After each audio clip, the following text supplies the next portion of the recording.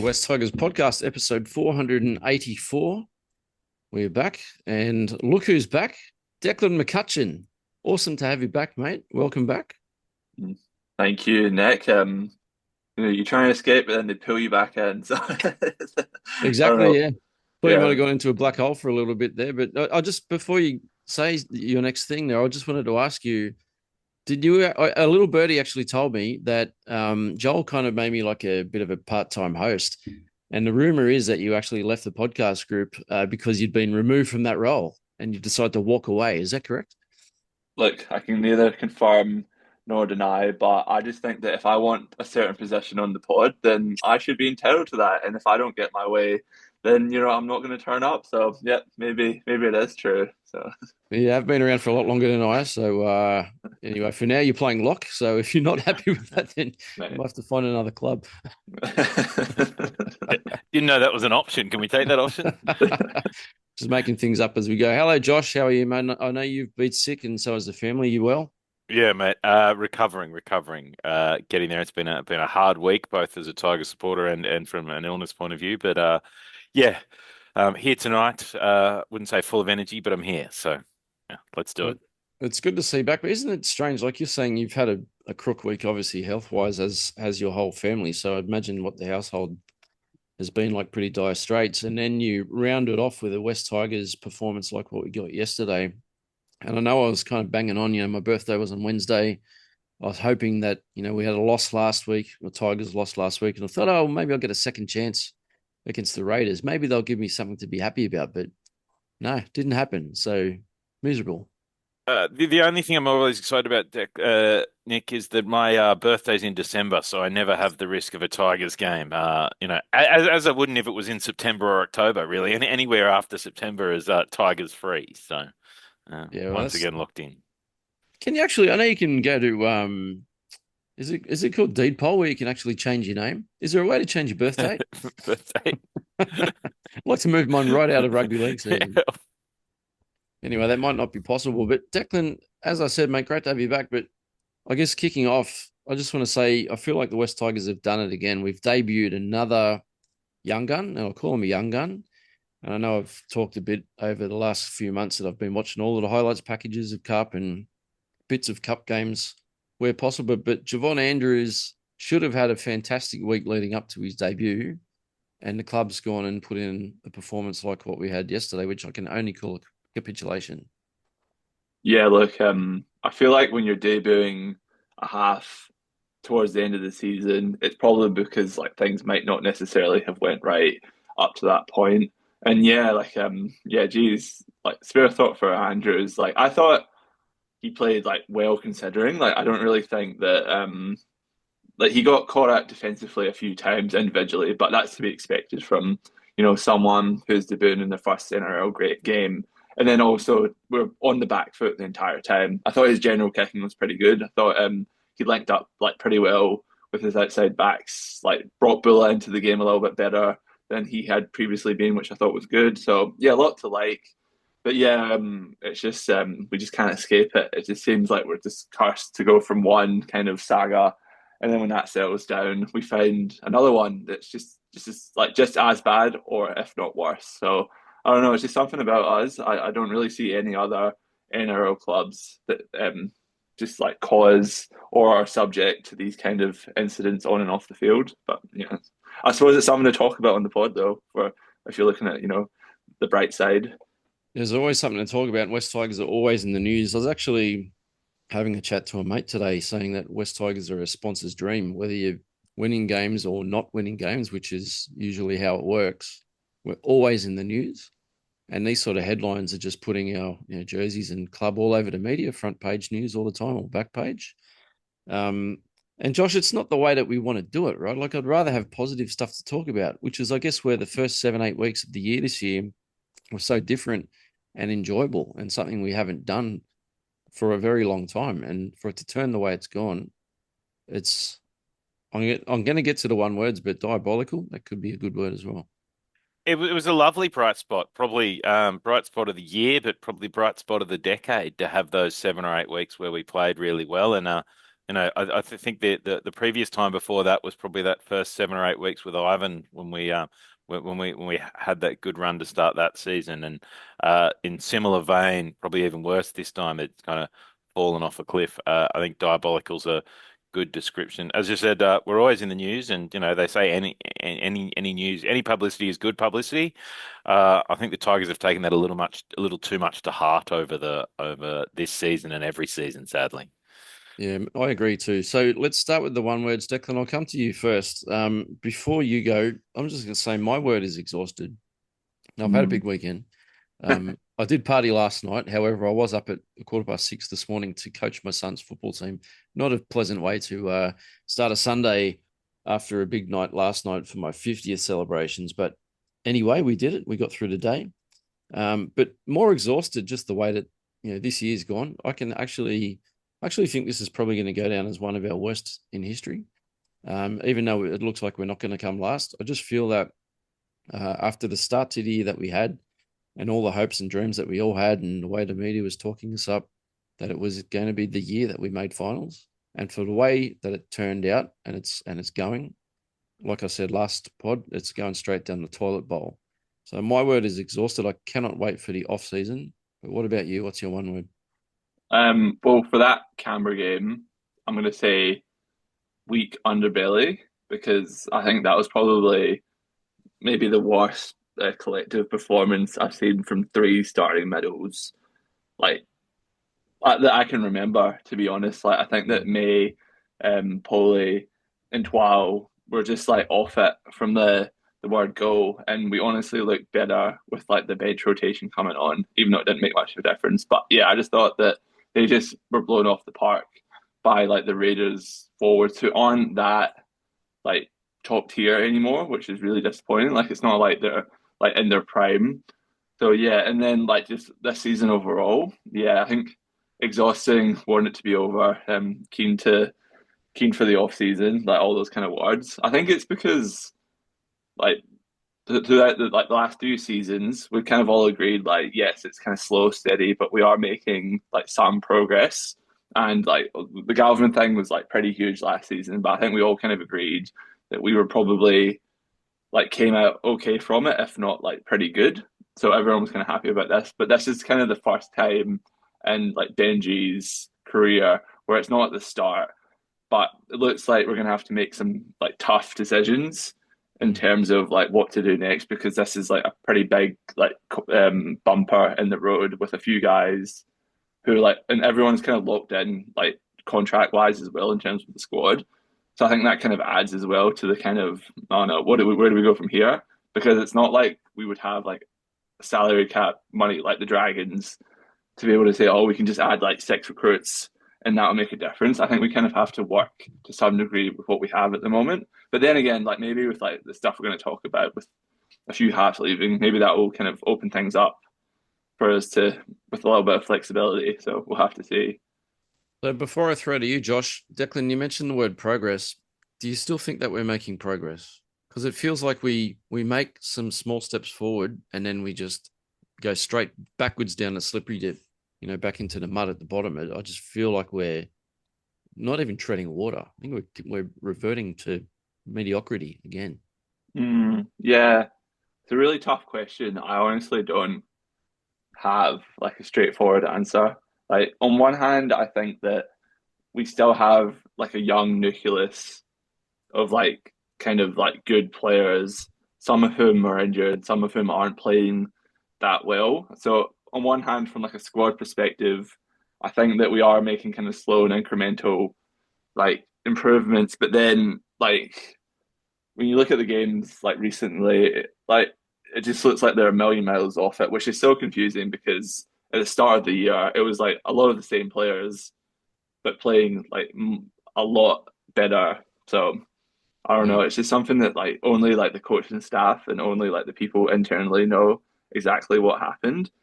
But yeah, probably if I was to give you like a yes or no answer, I would say that we haven't really made any progress from like the last year when we were kind of winning some games. That like probably we haven't taken that step, which is disappointing.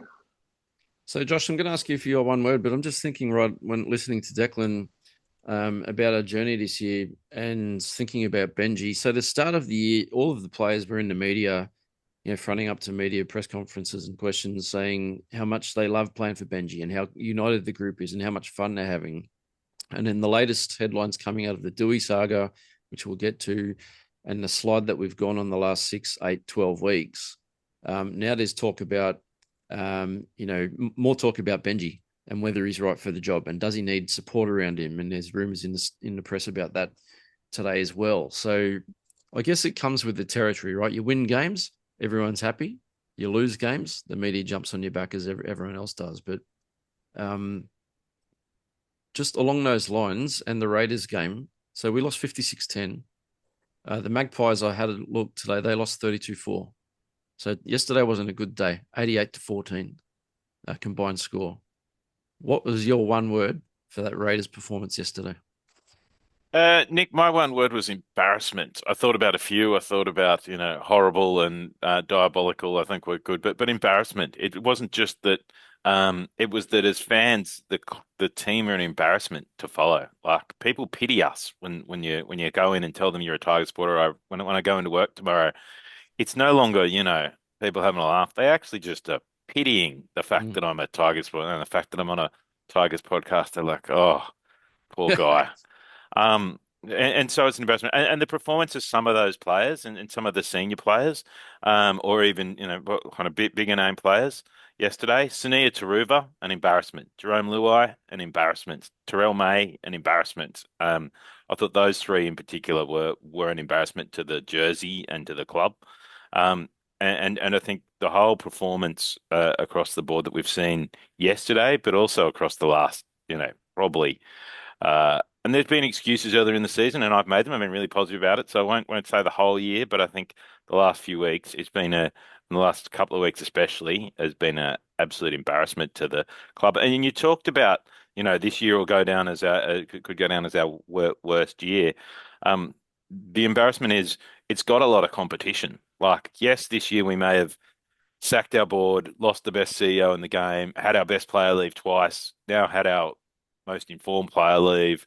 But that doesn't necessarily put it as the worst. Like for any other club, that this year would be the worst year they'd had. Like most other clubs would be the worst year they've had.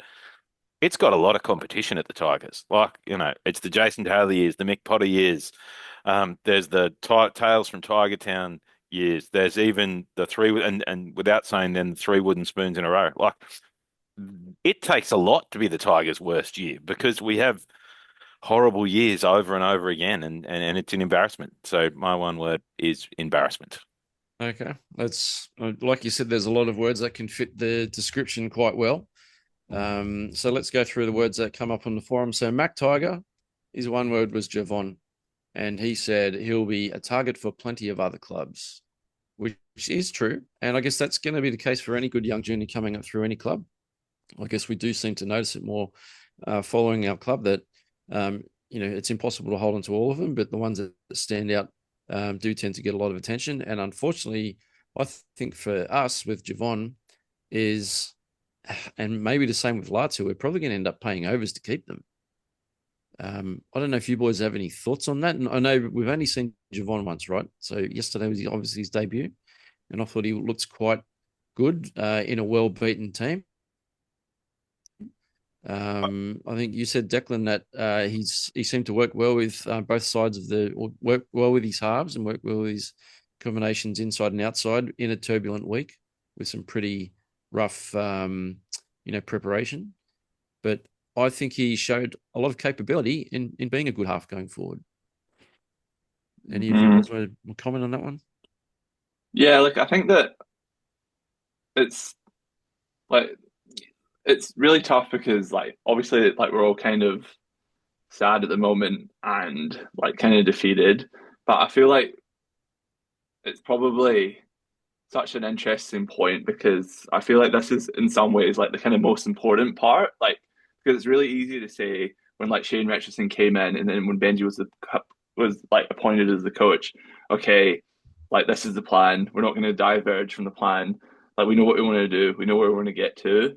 And at the start, everyone's just well, okay, that like because it's new, everyone's on board. I feel like times like this is like kind of like okay, this is where we've kind of made a mistake in the past where we have made changes that haven't fixed anything. And I'm not saying that like to sack or to not sack a coach or to like get rid of someone, but it's just I feel like this is the kind of point where we kind of have to, as a fan base, try and like be as positive as possible, if that makes sense.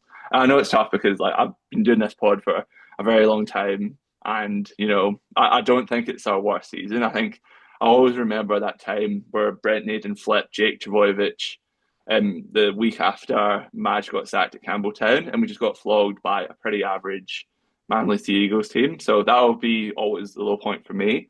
But yeah, it's just I feel like with like decisions like Javon Andrews and Latu, just to like come to your point, we just have to like stay positive and just hope that we have these pieces that will get us to where we want to go.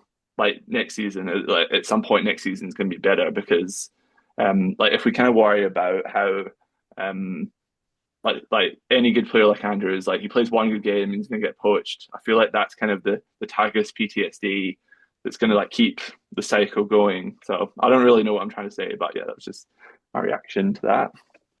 I think it's really interesting, and I thought he played well. Like for a kid in his first game, given all the circumstances, everything, I thought he kicked well. I thought he played well, and I think he's been amazingly impressive in New South Wales Cup. I think Latu has lots of talent, but I also go, what am I looking at other clubs that are looking at starting next season with a 19-year-old who's played a couple of games and a 20-year-old or 21-year-old who's played a few games off the bench, as their starting halves with really. Jock Madden as our only backup. Like that is not what a professional organization do. What they do is Javon comes in and plays a couple of games at the end of this season, and then maybe next season he plays 5 or 6 off the bench or a couple of starting games and kind of builds that up. What we see is that we'll be looking like going into the season with 2 kids who have not played really any NRL in the halves as our starting halves, and I think they're both really talented. I think they've both got ability, but you're on a hiding to nothing when you're doing that to young guys. And yeah, and I think so. Well, I think they both have a lot of talent, and I actually think like Javon's an interesting one. He was signed for the Tigers for many years as a junior coming through from Queensland. Hurt himself, was off contract a couple of years. Once he got back on the field, came back to us. I feel like this is a kid who probably grew up loving the Tigers. Like I feel like this might be his club. So actually, I think longer term, could he stay with us? Maybe, but then, as we've seen over the last few years, we haven't managed to have a half last more than a year without something going wrong, whether Galvin or Doueihi or Luai or, all of them. So I have lots of hope in both, but how long does it last is a different question. Yeah, I think we'll have to sign someone for sure. Like, I don't think we can really go in with Madden, Andrews, and like Latu is like the only like halves for next season. And like, I do really feel bad for Benji. Like, he's really had to wear like a lot these past 2 seasons. Like, a lot of it kind of not inflicted by the club. Some of it with the Luai stuff, a little bit self-inflicted. But again, a lot of it out of our control. We can debate. I'm probably going to get to the Dewey stuff later. But yeah, I think we need to sign at least depth or someone might become available. Like I think we probably all agree that it's unlikely that Dewey's going to play again for the Tigers, but I think the kind of way he leaves is kind of up for negotiation and debate in terms of like if we let him walk for nothing, if we hold him till we get like an exchange or like some sort of compensation. So yeah, I think all that's probably going to factor into signing another half, hopefully before the start of next season or early rounds. Because yeah, I don't like teams like the Raiders. Like you look at them and they've got like quite young halves. I know that Strange played Origin this year, but going into the season he hadn't. But they kind of surround them like with like consistent, solid veterans, and which is a little bit different to our team at the moment, which is a little bit more up and down. So yeah, it's a real kind of tricky situation at the moment. Yeah, I mean, and even the Raiders have, they had Fogarty last year and were kind of, and they were first on the ladder at the end of the season, and they've gone with 2 young halves and they've fallen down to bottom 4. We're going from bottom 4 and then going to 2 young halves, so it's not a great sign.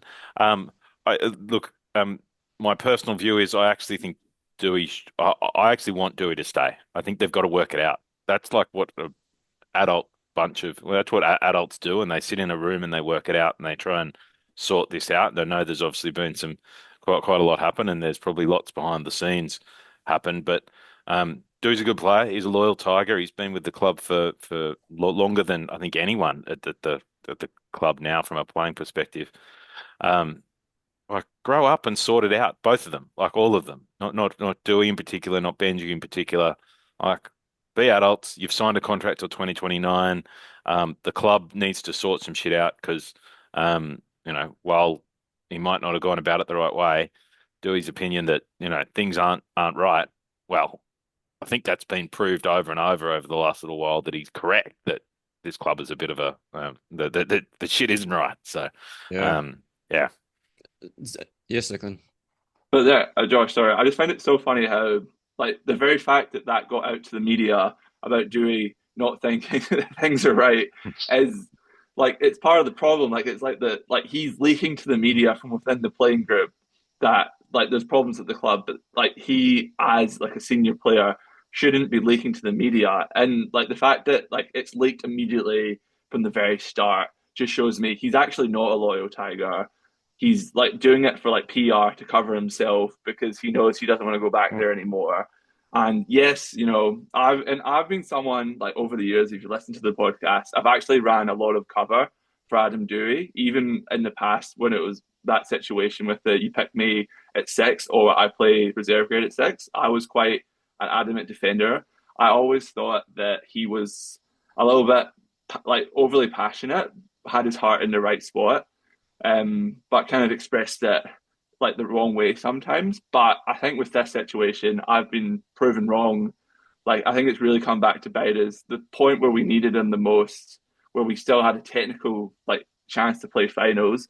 The fact that he's well, I know that it was unlikely, but like We were not playing finals. but like you say that, but there's still a chance. Like how can you say you can't really like laugh like that when you've got like fans who've paid like memberships for the whole season. Like you go to the No. very I'm just end. saying, yeah. Look, absolutely, but I'm just saying, I think we were all really clear that, with or without him, and with or without this week's things, the Tigers weren't making the finals. Like I don't think, You but can't look, have that I think mentality it's as a fair. player. No, Like agreed. Yep, I think yeah, that's fair. Yep. and like just that we needed him the most. He decided to make a decision for himself, pack bags, leak to the media that afternoon.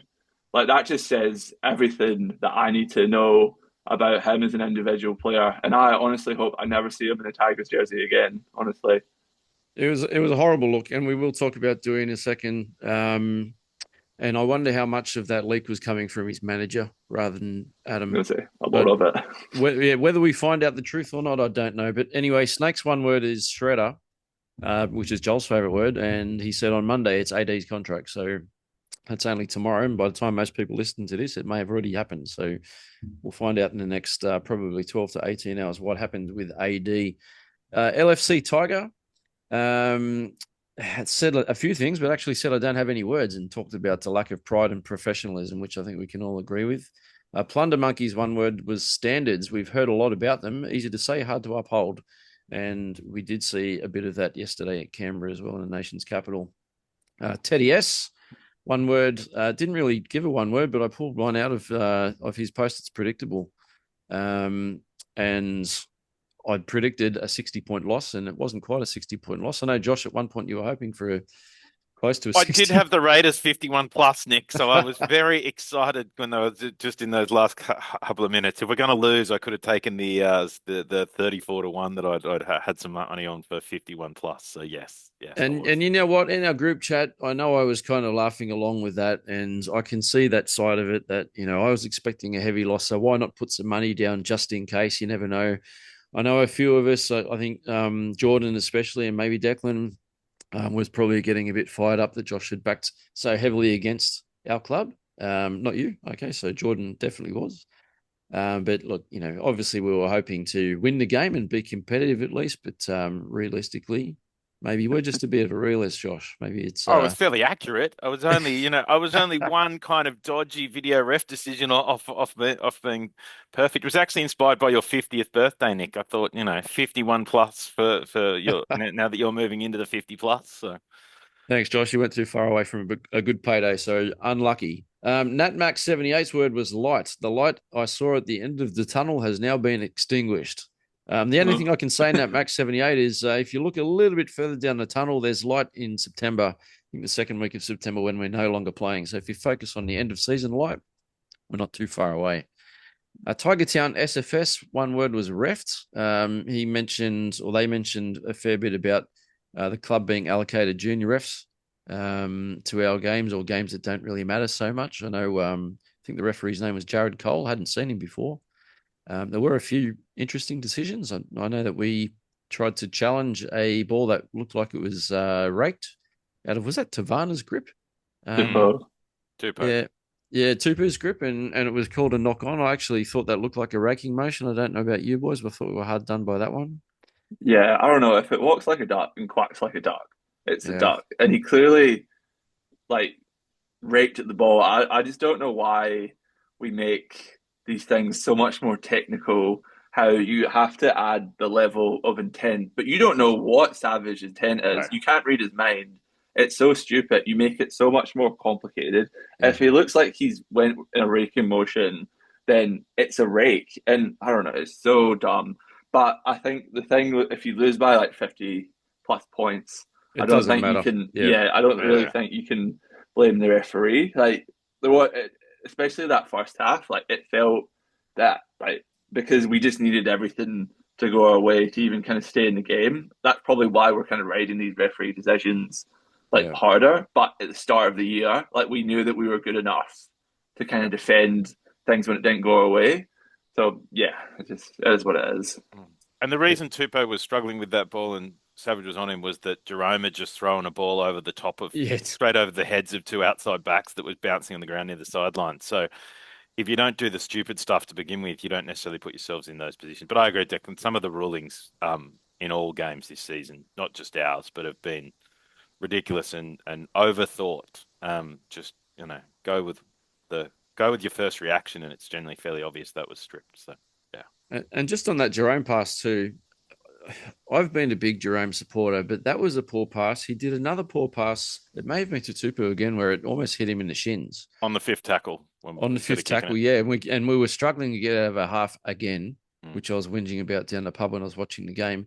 He also kicked on the first or the second tackle when we were right on their line and had a good chance to put, a whole set of pressure on the Raiders' defense, and that didn't go our way. I thought that was quite poor. So I know when your team's struggling, players like Romy are going to try to do what they can to create opportunities, but I think his game management was a little bit poor yesterday. And I actually walked away from that game thinking, you know what, I probably wouldn't be too unhappy if that was going to be the last time I saw Romy playing the halves this season for us. I thought maybe it's time that we reshuffle a bit and look towards the future. He's done for me. Yeah, you could probably put him on the bench and bring him on if needed. And I know he did say that he'd be happy to step down if required, if that was best for the team. But I guess with the Doueihi stuff happening now, we'll probably see Romy for the rest of the year, but we'll wait and see how that plays out. Mercy Rule's word was spiritless. So again, I had to pick this one out of his post. At the end of his post, he did say, "We, the fans, deserve better than this crap," and I completely agree. We've been through the ringers for the last 15 years, and it's very, very difficult to get up every week, and especially this time of the season when you're getting absolutely pumped, and put yourselves through it. And I've actually got a friend of mine who's the manager of of my son's team and her sons as well, Dundas Shamrocks. So big shout out to Mel. She actually is a massive diehard, and I said to her, "Did you go down to Canberra yesterday and watch the game?" She said, "Would you believe I actually put the family in the car and we went for a drive and did something else when the game was on because she couldn't bring herself to watch it anymore." And I'm the same. When I was watching the game down the pub with my mate pre-birthday celebrations yesterday, my mate's a Bulldogs fan, I actually said to him, "I hope my son Isaac, who's my diehard Tiger, isn't watching. I'd rather him tucked in his room gaming because I don't want him sitting through these annihilations because it's not good for your mental state, especially when you're a young kid. So let alone a 50-year-old man or, mid-40s or whatever you might be, Josh. But it's a tough time as Not good. as a Tiger, as we all know. Tigersman's word is actually a letter. The letter S stands for Stewart, Sanders, Savage, Strange, Speed, not us, soft defense, suspect, referee calls, and sick of losing. Pretty hard to disagree with any of those. I thought all of those Raiders players with the name starting with S made us look very poor. And someone that you may know, Joel. I think that might be Joel Helms. His word was constant. This is a bit cryptic. He said, "What is the constant we've had for 16 failed seasons?" Declan, do you want to have a crack at this? Apart from missing finals, what would Joel be talking about? A lack of physicality. Very likely. The Home and Barnes group. Yeah. One of those two. I'd like to lock those in. Yep. It could be on the money. Josh, any idea? I think two things. One is the ownership, is the Home and Barnes group have been in charge for all 16 years of failure. And we saw a little bit of improvement when they weren't last year, and now we've kind of headed back down the rabbit hole. The other thing I think a constant is as we kind of talked about, the constant controversy and mess and the constant falling off as the season progresses. Like, we have started a few seasons over the years well, and they nosedive as the season goes on. So, I imagine that's Joel's constant. I can't imagine how Joel has done this every week since 2018. So, that's probably his constant as well. Well, that's why Joel doesn't have any hair. That's why he's done it for the last. He started off with a mullet and full head of hair. Joel, you should grow that mullet back and just flick it over the top, mate. Be a good look. I was trying to think about the 16 years of failure and what Joel's constant could be, and my mind's not as creative as you guys. But how many true halfbacks have we had in those 16 years? We've had a lot of number sixes. We've had a lot of 5'8". That opens up a can of worms, I think, with the whole Luke Brooks thing, because he played a lot during those 16 seasons. So it depends if you want to count him as a 7 or a 6. Yeah. But he was playing 6, so that's the combination. He was playing 6 and then went to Para and put on a 7 jersey. But anyway, maybe that's a discussion for another day, but we might as well get into the Adam Doueihi stuff. So obviously that came out a few days ago. Really, really poor timing. Like I alluded to at the start of the pod, especially with Javon Andrews making his debut. I thought that was absolutely a horrible situation for young Javon. I saw a clip with his parents presenting him with his jersey at Concord, which is obviously a huge moment. I can only imagine, Declan, what would have been going through Javon's minds, not when he was getting the jersey, but leading up when the Doueihi blow up happened. I think it was Thursday morning, and he sensationally walked out. The media reported that he was doing laps in his Range Rover or whatever he's got, around the car park after he had a blow up with Benji. So it must have been a bit of a spectacle. But imagine being 19 years old, being picked by Benji to play number 7 in your first NRL game, and one of the club's leaders goes and behaves like that at training. I mean, how do you think you'd handle that? Yeah, look, I think the thing about, I think it was good that he got named at 7 at the start of the week. So he had the whole week to kind of, get mentally prepared. I think that professional athletes are quite good at focusing on the task at hand. And although there's lots of media pressure that we as fans consume, it might not necessarily be like that with players. We have to remember as well that Javon Andrews was close to being a quadriplegic as well, with when he was coming up through junior footy. So I can only imagine the mental toughness it would come to just come back to a normal standard of life, let alone getting back into contact sport. That is just incredible mental toughness. So, but then, he would have obviously done reps with Doueihi throughout the entire preseason. They would have had halves meetings, playmaker meetings, spine meetings. I'm sure Doueihi would have talked him through stuff. So it would be really awkward, and you would feel a little bit bad because you've contributed. You feel you might have contributed to something that's impacted the entire team, but he can only control his actions, and So, Josh, I don't know if you've got, or I'm sure you do have thoughts on on Adam and the whole way that it's impacted the week. Not just with Javon, but the whole playing group. But one quote that I wanted to actually read out. So I've mentioned him before. There's a social media guy, Ryan on the sideline. He's a journo, but he puts out some good stuff. He actually shared a quote today from Adam Doueihi in August 2025, so almost a year ago. I can't remember what game he was referring to. It's a couple of short paragraphs, but the quote from Doueihi almost a year ago was, I sort of got switched there in regards to playing lock to chase some points last week. And yeah, after the game, felt really comfortable and solid with my defense and attack there. It's probably more for the coach having that versatility factor about myself, being able to throw me in pretty much any position on the park. So that was a year ago. Then 4 weeks later, sorry, that was in July 2025. 4 weeks later, he says, I like being involved in the middle of the field, whether that's in the halves or that ball playing lock position. I feel as though that really suits my strengths where I could help with this young team, just dictating in the middle and being that loud voice.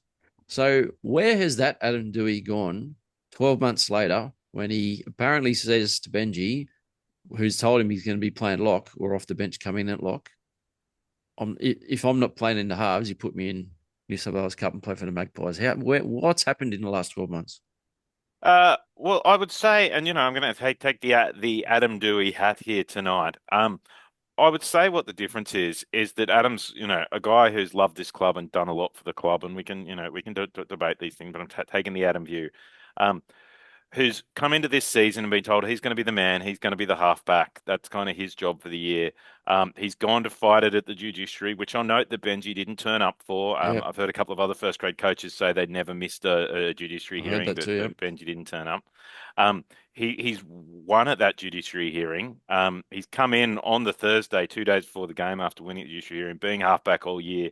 Comes in and the coach is like, yeah, I haven't told you all week, but what we're going to do is we're going to despite the fact you're playing with a busted shoulder, despite the fact you've come back for us from that injury and are still clearly playing busted, we're going to put you in the middle at lock for 60 minutes on the weekend to make a heap of tackles and bust yourself. And we're going to leave in the half. We're going to pick two left side halves. We're going to put the kid who normally plays on the left on the right. Because we're going to keep our star player who's left the club twice this year already, who's smashed up our culture, who's moving to PNG, has ruined the environment, put a heap of blokes offside. Yeah, we're going to keep Jerome because he's been in such horrible form. But I think this week he's going to come back. That sound good, Adam? I mean, I haven't given your thoughts any consideration, Benji says, but you'll be fine. Go in and do it. And if I'm Adam, I'm like, you know what? Like you talked about standards. The standards have clearly been low for the last couple of months. You've done nothing about it. The guys who are dropping the standards, some of them out there, they're still getting picked every week. They're still getting all this love. You're loving the guy who's leaving. And me, I've signed up, I was straight in there and signed up for 4 years with Jerome leaving. You said I'm the man. I'm playing halfback. I play on the right side. Javon plays on the left. It makes perfect sense to have them on either side. And yet you've gone and dropped me and kept Jerome. Well, you know what? My head's not in it this week. And instead of going out there and embarrassing the jersey and playing crap and just going out there when I'm not in the mental headspace, because Benji always talks about how we're a family and we need to be in the right and we need to look after each other. Well, you know what? I'm going to do the right thing by the jersey. I'm not going to go out there and play a horrible game where I'm not in the headspace. I'm going to look after my mental health, which we talk about a lot, and we talked about on the podcast for fans last week. I'm going to look after that, and I'm going to take the weekend off. And yeah, I'm going to go and tell my manager, and unfortunately, he's then gone and leaked it all. But probably to be expected because he's a bit of a prick. So look, am I perfect as Adam? No, but did the club bring them on themselves? Did Benji know that Adam's a fiery character and perhaps leaving it till Thursday after he'd already gone to judiciary was a last minute poor idea? And perhaps he could have had this conversation about 15, leading in over weeks and things and prepared for this. So I think Benji handled it shit. I think Adam didn't handle it great, but I can kind of understand why. So Declan, you can reply. Away you go. No, I think that Josh, like from Adam Doueihi's point of view, makes some salient points about like why Adam would feel the way he does. Like, he's obviously had like this is kind of the first time in his career where he's had that like 7 jersey or like that like constant half possession locked up like short term. And then, he sees Javon Andrews, this young player, kind of like getting a shot at his expense coming off the bench. So, and then you've also got the club's obviously trying to sign Latu up with Samuela up long term. So he might be trying to see the tea leaves. And he's just like, well, I've actually played well all season. I don't think this is fair. So I don't think anyone can begrudge Adam for like kind of being annoyed at the situation. But I think this is where I really have a problem with the whole situation. And I think something that's gotten lost in this whole scenario incident is that who is Adam Doueihi think he is? Like, what has he achieved in this game? Nothing. That's like he's a much better player than me. I honestly wouldn't be fit to play like on the same field as him. But he's carrying on like he's Nathan Cleary or like James Tedesco. Like he's won Origins, like he's played for Australia, but he's done absolutely none of it. I mean, like when he made that decision to walk off the field, we're on a 5-game losing streak. There was a stat that, the more Adam Doueihi, like he touched the ball so much against the Bulldogs and we didn't score a single point. That he's in the halves. That's a big thing on him. Like he doesn't have a mortgage on a jersey. He's not an Origin player. Besides, like I reckon if you give this season and then the end of last season, like so okay, like he's had one like really good consistent first grade season, but now like he's calling like rough shots on the coach, saying that like no, I want to play in half or nothing. Like who are you? Like what have you done to think that you can like talk to Benji Marshall, Golden Boot winner, Premiership winner, like played for New Zealand, captain New Zealand, like basically is the West Tigers, and then you're leaking stuff to the media about like, oh, I just stood up to him because I'm the one who cares about the West Tigers. This is a line in the sand moment because I just care about the club so much. No, you don't. You just care about what's in your best interest, which is it is what it is. But I just hate the fact that like no one's kind of being like, well, you haven't like I think you've played like one finals game for South Sydney at fullback.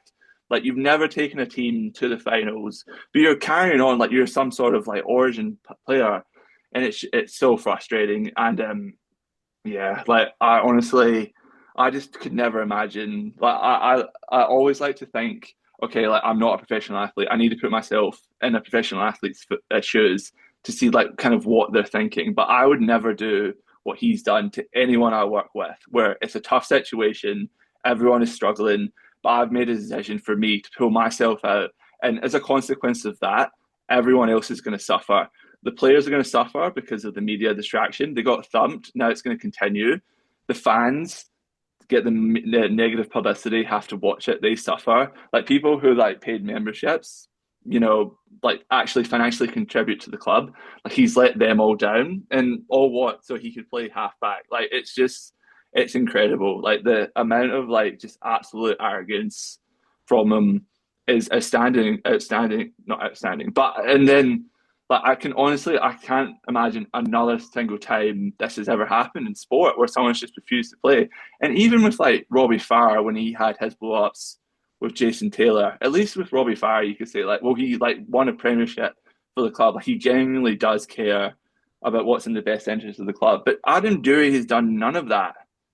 So, yeah. Yeah, Adam, the thing that got me and got a lot of people was the way that he did it, just the walk off. And, like you're saying, Declan, to front up to the coach. And it's fair enough to have an opinion. Everyone's allowed to have an opinion. And the players, especially the senior players, should be able to sit down and have a conversation with the coach or with the coaching staff about selections. But to then say, even the comment, which I know, Josh, you mentioned that he said before. I think he said it several years ago when he got picked under Brett Kamali, I think it was, to play centre, and he said he didn't want to play centre, rather play in the halves in Cup. To say that I'd rather not play and put I don't want to play at all, stand me down, I think it's very poor. And like you're saying, Declan, you're not just letting your playing group down, but all of the fans and members. Like there were a bunch of fans. I had a look on the TV. At a couple of crowd shots yesterday on the coverage, and there were some familiar faces from the Fanatics, from the old West Tigers Fanatics days, that were sitting down there at GIO. So I feel sorry for those guys that work all week, don't earn a lot of money. I don't think you do, not compared to NRL players anyway. Spend your hard earned to, fill up your car with petrol or hop on a bus, whatever it is, and go down all the way down to Canberra and sit there and watch that performance. And it's one thing to put on the jersey. And I think Josh, you was saying there were some players yesterday you didn't think had a go in the jersey, and Jerome was one of them. And I'll agree with you on that one. But Doueihi didn't even choose to put on a jersey. He threw the jersey back in Benji's face and he said, no, I don't want to wear it this week. Pick someone else. We'll go with Javon. Let's see what happens. And for me, as a paying member and a fan, a lifelong fan of this club, I find that extremely frustrating and hard to come back from. Like a lot of people have said, how's he going to front up to Benji, not just to Benji on Monday, tomorrow morning, and have that meeting, but if he does decide to stay, how's he going to put back in the training jersey and get back into training, prepare for next week's game against Barra? Like, how does that happen? Yeah, look, I think that Declan makes a good point. You make a good point. So I don't think this is I said I was kind of putting on the Adam hat there, and I don't think he's going to come out of this smelling of roses. I don't think Benji's going to come out of this smelling of roses. I mean, the only thing Adam could do worse is put on an Auckland Blues jersey and announce his signing. Oh, hang on, sorry, that was Benji who did that when he was captain of the Tigers, or vice captain. But of the that's Tigers. different. That's so different. Is it? It is, yeah, because don't like think he it was is. already leaving. Like the Tigers didn't want him. They made it clear to him that he didn't want his, like he was to move on. Like yes, he shouldn't have put the Auckland Blues jersey on, but he'd already agreed to leave. It was already like being finalized. It was the wrong thing to do. But like to compare that to what Adam Doueihi's done, I think that's just that's apples and oranges. I don't think it is. I think it's very, like Nick just talked about, as a fan, when you're paying your hard-earned money and watching things, watching your star player get up and wear another club's jersey in the middle of your season for a big, exciting announcement with the jersey on is worse than a guy taking a week off because he's not in the mental space to play. But how much did Benji Marshall give to the Tigers jersey? Like the first time he was here, or the second time, or the third time, because he left about three all different of it. times. Like he gave like his entirety. Like he's given like if there was, I think we've talked about this on the pod before. If there wasn't Benji Marshall, I don't think there would be a West Tigers. Like if he didn't come in the 05 run, like erase that, and then he was our best player like 2010, 2011. All the times we played finals, like he did leave the club, yes, but then when he came back. Like he came back for pennies. And honestly, if him and Robbie Farr didn't come back in that kind of 2018, 2019 period, I reckon we would have won a lot more wooden spoons because they were on pennies. They were playing really well. And there were guys on bigger wages who weren't contributing at all. So I just think that it's just not the same thing. It's not the same thing at all. And like you can, like, I think it's completely fair to like critique Benji Marshall as the coach because like obviously we agreed at the start of the podcast that we're nowhere near where we want to be. Like that's fair enough, and like I think that's very valid to kind of ask questions of him as the coach. But I think to compare like what Benji did as a player compared to what Adam's doing now, I think that's just no. I don't agree with that. Is there only one Messiah at the club, at least as a player, and that's Benji. It's not AD. Maybe AD will come back in another decade and be a super coach. Yeah, he could be the next Wayne Bennett. For it. He could be the next Wayne Bennett. We'll have to wait and see for that one. One piece of news we could talk about Doueihi for all night long, but let's see what happens tomorrow anyway with that meeting with Benji. I'm sure we'll have a lot more to discuss for the midweek. Well, not sure if it's been dropped. Well, there's been a leak that like he's basically coming to Concord to say that he's done. It's done. Yeah. I don't know if that was reported by the Daily Telegraph. There was another report that said like they were calling it peace talks, and it kind of looked like it'd been leaked to kind of cool the temperature, but now this looks like, so who knows? So yeah, it'll be interesting to see what piece of mail is true.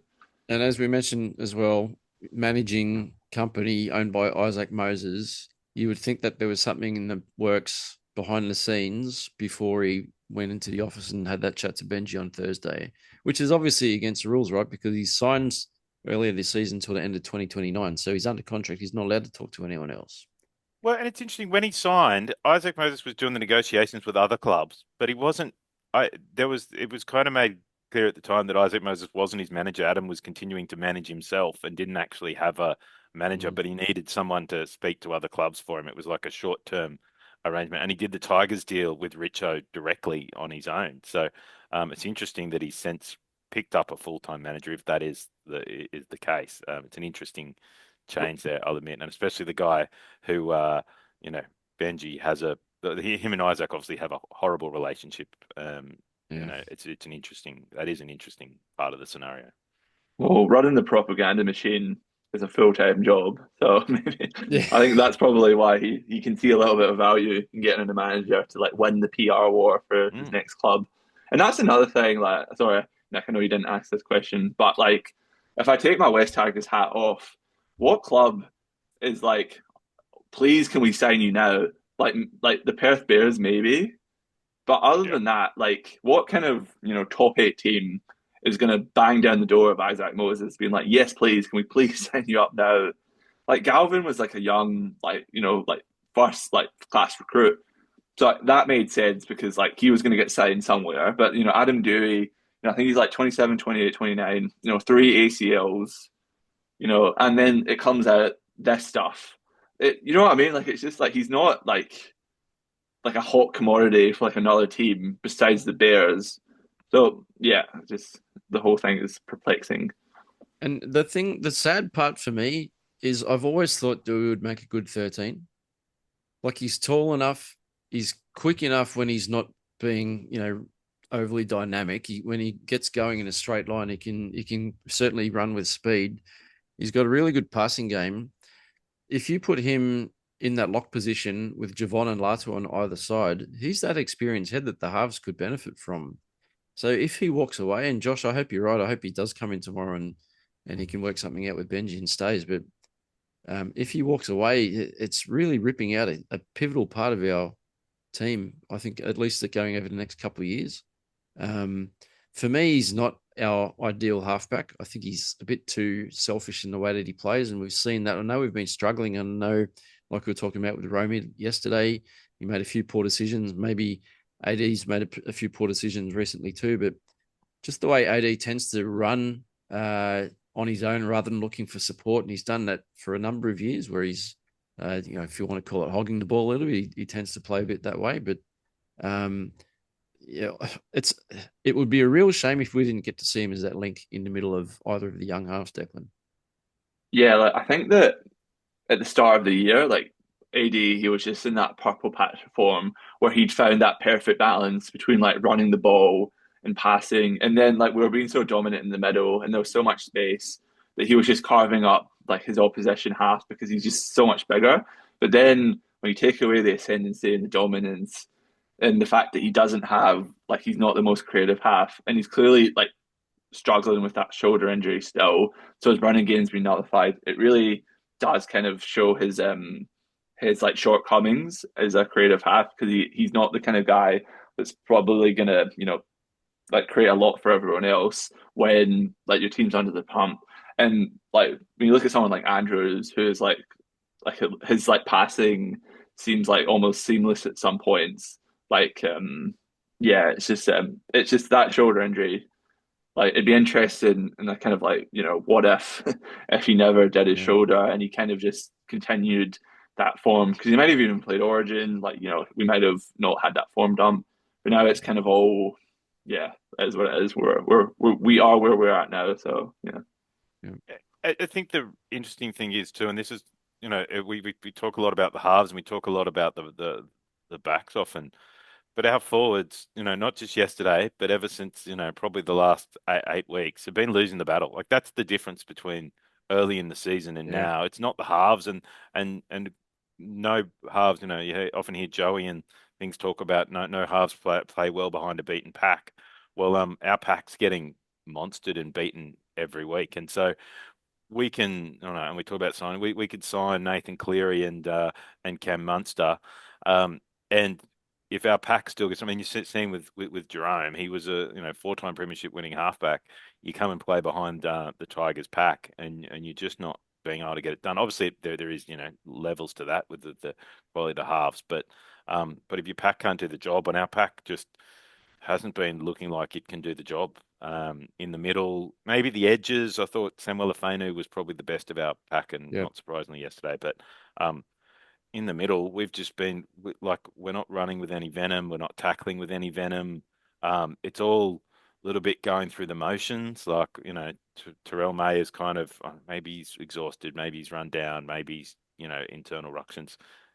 He's not having a good. Pole's doing a bit, but was better off the bench. Twal, as Declan said at the start, like if your pack's not doing the job in the middle and not, the Raiders pack was running harder and tackling harder, and that's probably been the answer for the last 6 weeks. Is the opposition pack has not necessarily been better from a talent point of view, but they've run harder and tackled harder than we have, and that's why we're losing games. The rest is just a matter of how much, in the back line. But it's really about you don't score points when you're losing the battle. And Joel's favorite word are physicality. If you're losing the physicality battle, you don't win games.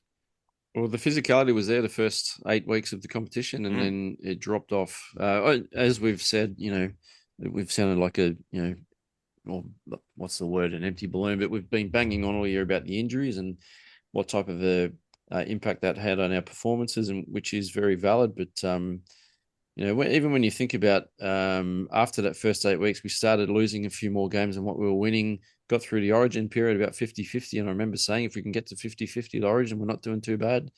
But then not long after Origin, we played the Knights. And I remember saying, if we don't beat the Knights, we're in big trouble of slipping out. And I could just sense that the boys would start getting a bit down and things would start getting a bit more difficult. And I think that's shown on the scoreboard, which is a real shame. I don't know what we need to do to turn this around for our last 5 games of the year. I know we've got the Eels this coming week and then the bye, and I cannot wait for the bye. Declan, you got any magic up your sleeve or any suggestions? Well, it's not magic. If you just look at like any tackle in the Cowboys game, round one, and then compare it to like what we're doing now, like we're not winning the wrestle, we're not putting people on their back, we're not that slow down the ruck, and then like we're not, and it's a flow on effect because then because the other team is finishing like putting the ball in our 10. Bull is not like a yardage fullback, like he's small, and then Tavana follows up. He's not a yardage winger, and then all of a sudden, it's second, third, and we're in trouble, and our forwards aren't, and they're not in form, they're not making yardage, and then off the back of that, we're not creating anything. So we just need to go back to basics of like winning the ruck. Like, I know it's like simple and it's hard to do. Like it's easy to explain, but it's hard to do. But it's just those 1%ers that have just completely went out of our game that we just need to get back somehow to end the season. And like it was incredible because I remember we played the Knights at Campbelltown and the Knights couldn't even get out of their half. We were just so dominant in the ruck and the tackle. And like there's something to be said about like the price you pay for physicality because you look at Penrith, how they can be consistently that good for the whole season. But I think we might have learned a lesson where the players were willing to pay the physical price at the start of the season, but aren't really willing to, either they're not willing to or they're down in confidence, which is impacting it. But that's just what we've got to do. We've got to start winning the collision more. We've got to put them on their back and we've got to be more disciplined. And that's what we need to do at the end of the year. Yeah, I mean, I think that physicality and as Declan was saying, like paying the price. Like I was, I think that there weren't any great stats from our performance of the weekend, but one I've kind of noticed over the last few weeks is that Doreen Buller each week has had the most post contact meters. Now your fullback having the most post contact meters. I just flicked up and looked to the one in the Cowboys game at the start of the year. He was the 9th most post contact meters, with about the same post contact meters as he had on the weekend. And I looked at the Raiders on the weekend. Weeks was about 7th or 8th in the most post contact meters. Like that just shows you that the guys aren't running. Like we're just not getting forward. We're not winning the rucks. We're not winning the run. We're just not putting that effort in. As you said, there's some small outside backs, and that's fine. I mean, the fact that Taruva didn't have a single run in the first half means that he doesn't really count. I'm not sure he even turned up in Canberra, did he? Or he just played from Sydney. So, guys just not having a crack, but really showing out in some of those. And Paul Taruva, we've spoken about him too. He's a victim of our backline changes over the last few months too with the injuries, but he's been playing a lot of centre and he needs to be on the wing because he is a specialist finisher and we have not been able to see that lately. So that's no doubt impacted what he can deliver for our club and we need something different at least for next year because the rest of this year, is a sit down and hope that we can do something, but pretty much a write-off, and then enjoy 4, 5, 6 months off, boys, and then get back into it for 2027. So can't wait. How about we just call it a night and reconvene in February 2027? What do you think? Yeah. I mean, yeah, it's an option, Nick. I mean, there's an option that we just call it a night as a club and shut it down because I'm running out of solutions. Yeah. Maybe we replace the owners, but that's about the only thing we haven't replaced and still managed to not improve. So yeah, Maybe we can get some of that PNG money on the PNG Chiefs podcast.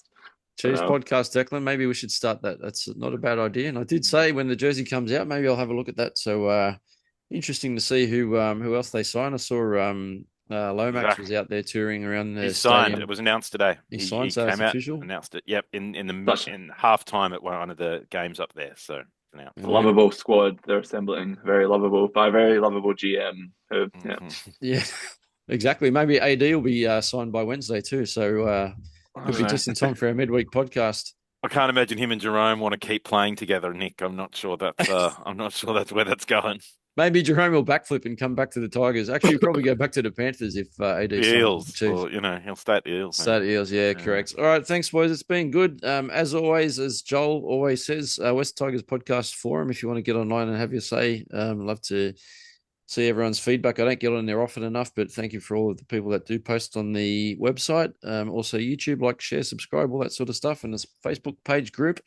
Lots of places where you can engage in and talk all things West Tigers, as we love doing with our beloved club. So thank you, boys. It's been good to chat, and hope you have a good week and talk to you midweek. Thanks, Nick. Thanks, Declan.